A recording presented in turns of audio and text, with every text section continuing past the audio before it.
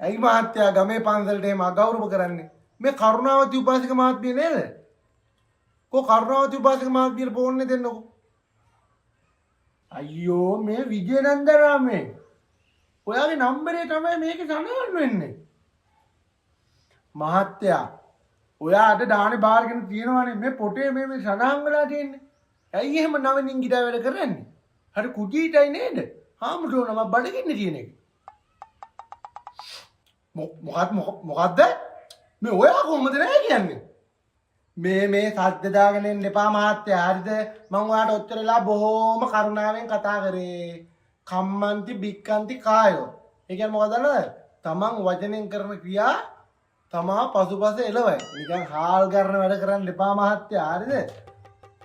දානේ බාරගත්තා නම් දානේ ගෙනත් දීපන්. යකෝ පන්සලේ ඇබිත් යනකොට මටත් කුසකින්න දැනෙනවා. යකෝ පරයා අපිට උයාගෙන කන්න පුළුවන් ඒක නෙමෙයි කියන්නේ මෙතන. දානේ බාරගත්තා නම් දානේ ගෙනත් දීපන්.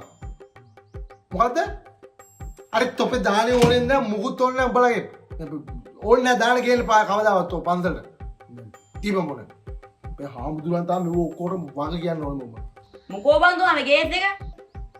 නෑ මේ බලපං ඔයගොල්ලෝ. මුන් මේ දානේ බාරගෙන කෝල් කරාම දානේ බාරගත්තේ නෑ කියනවා.